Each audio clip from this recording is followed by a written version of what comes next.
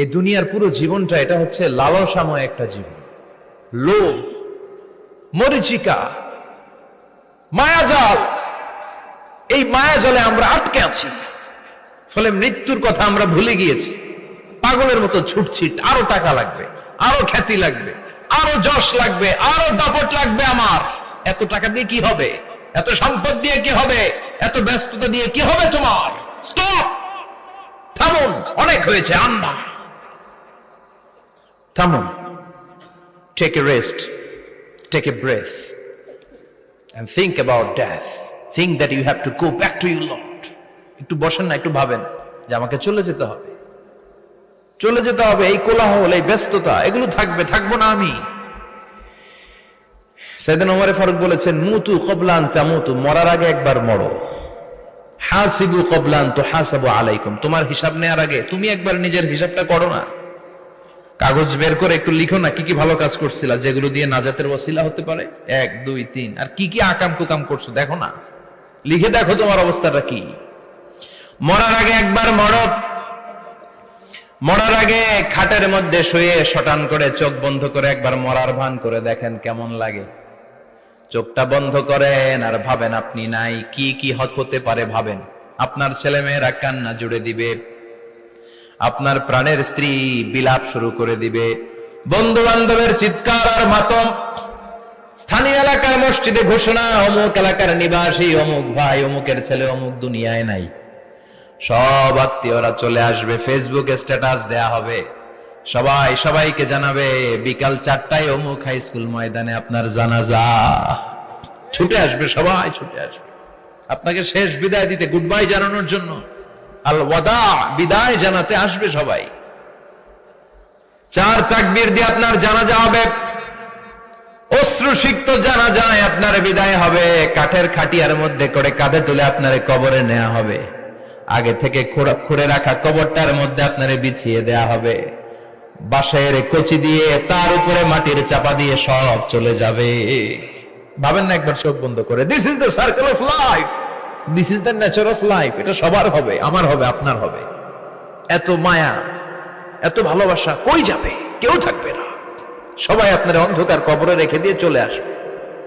উপরে বাঁশের কঞ্চি, তার উপরে মাটির চাপা, অন্ধকার আর অন্ধকার। এই অন্ধকার যেন শেষ হতে চায় না, শুধুই অন্ধকার, ঠিক কিনা? এজন্য আমাদের চলে যেতে হবে। দাদা গেল, চাচা গেল, মামা গেল, আমাদেরকেও যেতে হবে, জোরে কোন ঠিক কিনা? একদিন মাটির ভেতরে হবে ঘরে মন আমার, কেন বন্ধ দালান ঘর, প্রাণ পাখি উড়ে যাবে পিঞ্জর ছেড়ে।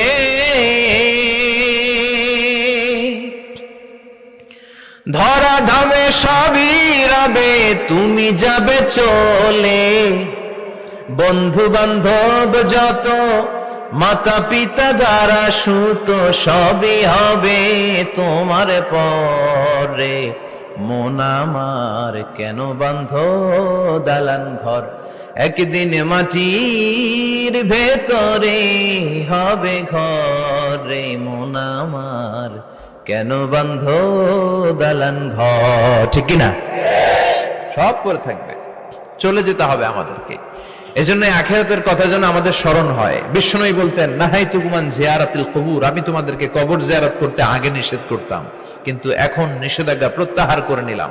এখন সব সময় তোমরা কবরের সামনে যাবা আর জিয়ারত করবা। কবরস্থানে জানতো বড়ুয়া কৃষ্ণপুরের এই গ্রামের কবরস্থান আছে কোন দিকে? পূর্ব দিকে আছে, গোখরার জলের ওদিকে। যান আপনারা, একটু যাবেন, একটু গেলে আখিরাতের কথাটা স্মরণ হবে।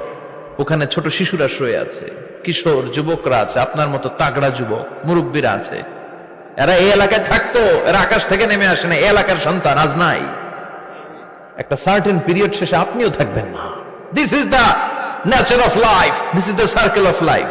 ছোট্ট শিশু হয়ে এসেছিলেন, শৈশব, কৈশোর, যৌবন, প্রৌঢ়ত্ব।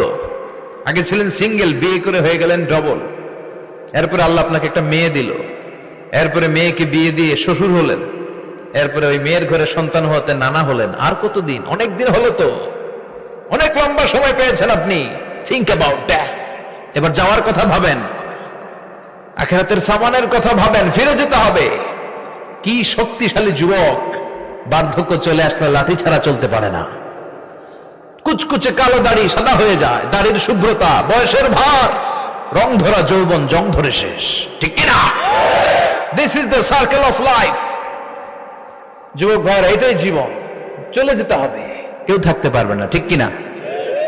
এটা রিমাইন্ডার আল্লাহ এই সূরার ভেতরে দিয়েছেন যে তোমাদেরকে ফিরে যেতে হবে, এই লোভ লালসা ছেড়ে দাও। রব্বুল আলামিন বলেন, আলহাকুমুত তাকাসুর হাত্তা যুরতুমুল মাকাবির। ও গোলাম, দুনিয়ার সম্পদ, লোভ লালসা তোদেরকে পাগল বানিয়ে দিয়েছে। এই লোভ পাগলামি কোনোদিন তোদের থামবে না যতদিন না তোরা কবরে ঢুকবি, ঠিক কিনা? কার কথা? আল্লাহ বললেন